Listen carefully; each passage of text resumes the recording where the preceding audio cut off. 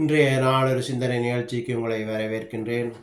இன்றைய நாளொரு சிந்தனை நிகழ்ச்சியில் நான் சொல்லப்போவது, கடவுள் என்பது ஒரு செயல் வடிவம். அதை என்ன என்பதை உங்களுக்கு விளங்கப்படுத்துகிறேன். என்னென்று பார்த்தீங்கன்னு சொன்னால், நாங்கள் கடவுளை கண்ணால் காண முடியாது. ஆனால் ஒரு தேவைக்கு நாங்கள் செபிக்கும் போது அந்த தேவை சந்திக்கப்பட்டால் அது செயல் வடிவமாக இருக்கின்றது. அந்த இடத்துல அது சரி வரும்போது நாங்கள் அதை கடவுளாக பார்க்க முடியும். கடவுளுடைய உதவினால் அது சரி வந்ததுன்னு சொல்லி, உதாரணத்துக்கு பார்த்தீங்கன்னு சொன்னால், யாராவது வியாதியாக இருந்தால் அந்த வியாதிக்காக நாங்கள் பிரார்த்தனை பண்ணும்போது அந்த வியாதி சுகம் வந்தால் உடனே சொல்லுகின்றோம், கடவுளிடம் செபித்தேன், கடவுள் சுகப்படுத்தினார் என்று சொல்லி. அப்போ அங்கே ஒரு செயல் நடந்தபடியால் நாங்கள் அந்த கடவுளை விசுவாசிக்கின்றோம்.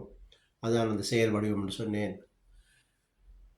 இன்னும் பார்த்தீங்கன்னு சொன்னால், எங்களுக்கு பண தேவைகள் இருந்தால் கடவுளிடம் பிரார்த்தனை செய்கின்றோம், கடவுளை எங்களுக்கு உதவி செய்யுங்கள், பண தேவைகள் இருக்குது என்று சொல்லி நாங்கள் பிரார்த்தனை பண்ணும்போது அது சரி வந்ததுன்னு சொன்னால், அந்த பிரச்சனையில் நாங்கள் மீண்டோம்னு சொன்னால் உடனே சொல்லுவோம், இந்த கடவுளிடம் நாங்கள் பிரார்த்தனை செய்தோம், அது எங்களுக்கு சரி வந்துட்டுன்னு சொல்லி.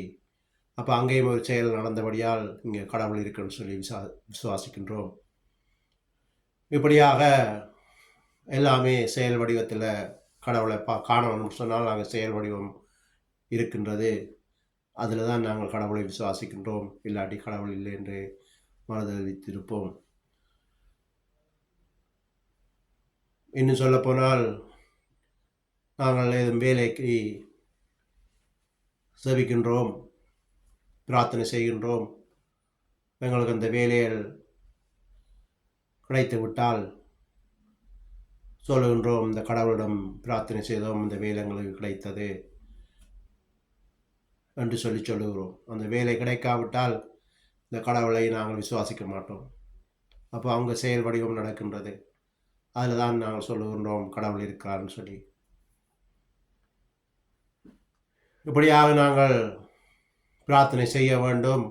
நாங்கள் அதை போய் செய்யும்போது தான் அங்கே வல்லமை இருக்கின்றது. நாங்கள் வீட்டுக்குள்ளே இருந்து கடவுளை என்று சொல்லி செபித்து கொண்டிருந்தோம்னு சொன்னால், பிரார்த்தனை பண்ணி கொண்டிருந்தோம்னு சொன்னால் அங்கே ஒரு அற்புதம் நம்ம காண முடியாது. எனவே நாங்கள், கடவுளை உதவி செய்யுங்கள், எங்கள் தேவைகளை சந்திங்கள்னு சொல்லி நாங்கள் பிரார்த்தனை செய்துவிட்டு அதை நாங்கள் செயல்படுத்தும் போது தான் அங்கே நாங்கள் அற்புதத்தை காண முடியும்.